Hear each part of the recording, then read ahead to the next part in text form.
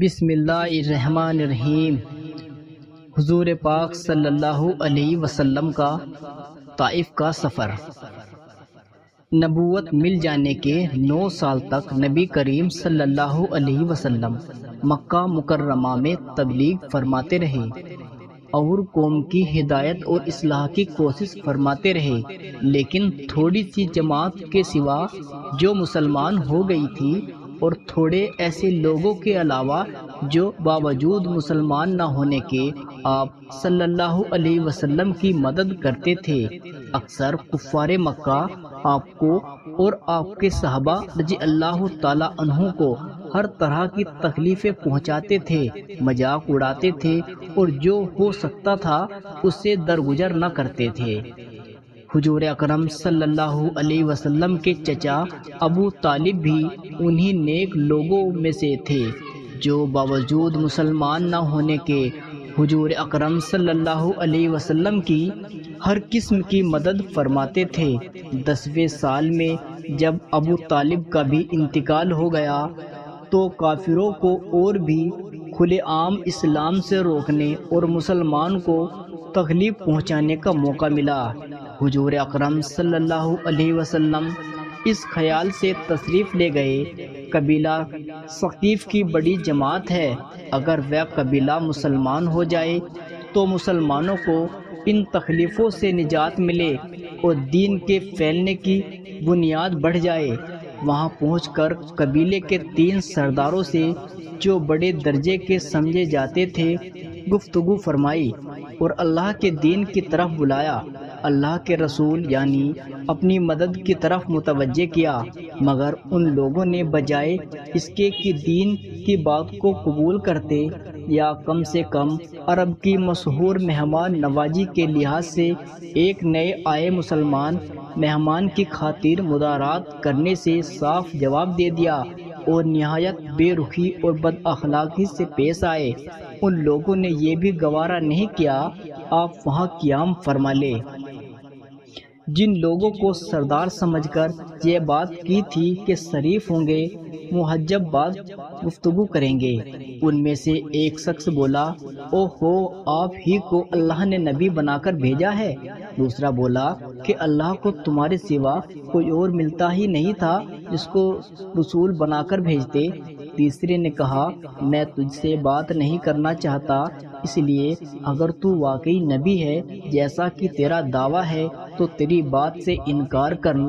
کر دینا مصیبت سے خالی نہیں، اور جھوٹ ہے تو ایسے شخص سے میں بات نہیں کرنا چاہتا۔ اس کے بعد ان لوگوں سے نا امید ہو کر حضور اکرم صلی اللہ علیہ وسلم نے لوگوں سے بات کرنے کا ارادہ فرمایا تو آپ کو ہمت اور استقلال کے پہاڑ تھے، مگر کسی نے بھی قبول نہ کیا، بلکہ بجائے قبول کرنے کے حضور اکرم صلی اللہ علیہ وسلم سے کہا، ہمارے شہر سے فوراً نکل جاؤ، جہاں تمہاری چاہت کی جگہ ہو وہاں چلے جاؤ۔ حضور اکرم صلی اللہ علیہ وسلم جب ان سے بالکل مایوس ہو کر واپس ہونے لگے تو ان لوگوں نے شہر کے لڑکوں کو پیچھے لگا دیا، آپ کا مذاق اڑائے، تالیاں پیٹے، پتھر مارے، حتیٰ کہ آپ کے دونوں جوتے خون کے جاری ہونے سے رنگین ہو گئے۔ حضور اکرم صلی اللہ علیہ وسلم اسی حالت میں واپس ہوئے۔ حضور اکرم صلی اللہ علیہ وسلم نے یہ دعا مانگی، اے اللہ، تجھ سے شکایت کرتا ہوں میں اپنی کمزوری اور بے بسی کی اور لوگوں میں ذلت اور رسوائی کی۔ اے رب العالمین، تو ہی کمزوروں کا رب ہے اور تو ہی میرا پروردگار ہے، تو مجھے کس کے حوالے کرتا ہے؟ کسی اجنبی بیگانے کے جو مجھے دیکھ کر منہ بگاڑتا ہے، منہ چڑھاتا ہے، یا کسی دشمن کے جس کو تو نے مجھ پر قابو کر دیا؟ اے اللہ، اگر تو مجھ سے ناراض نہیں ہے تو مجھے کسی کی پرواہ نہیں،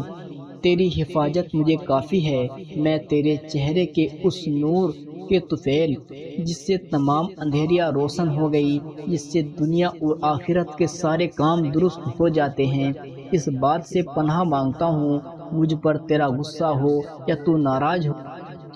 تیری ناراضگی کا اس وقت تک دور کرنا ضروری ہے جب تک تو راضی نہ ہو۔ نہ تیرے سوا کوئی طاقت ہے نہ کوئی قوت ہے۔ اللہ تعالیٰ کی شان قہاری کو اس پر جوش آنا ہی تھا۔ حضرت جبریل علیہ السلام نے آ کر سلام کیا اور عرض کیا کہ اللہ تعالیٰ نے آپ کی قبیلے کی وہ گفتگو آپ سے ہوئی سنی، اس کے جوابات سنے۔ ایک فرشتے کو جس کے متعلق پہاڑوں کی خدمت ہے آپ کے پاس بھیجا ہے، آپ جو چاہے اس کو حکم دے۔ اس کے بعد اس فرشتے نے سلام کیا اور عرض کیا کہ جو ارشاد ہو میں اس کی تعمیل کروں، اگر ارشاد ہو تو دونوں جانب کے پہاڑوں کو ملا دوں جس سے یہ سب درمیان میں کچل جائیں، یا اور جو آپ سزا تجویز فرمائے۔ حضور اکرم صلی اللہ علیہ وسلم کی رحیم و کریم ذات نے جواب دیا، میں اللہ سے اس کی امید رکھتا ہوں کہ یہ مسلمان نہیں ہوئے تو ان کی اولادوں میں سے لوگ جو پیدا ہوں وہ اللہ کی بندگی کرے اور اس کی عبادت کرے۔ یہ ہے اخلاق اس ذات کے جس کے ہم لوگ نام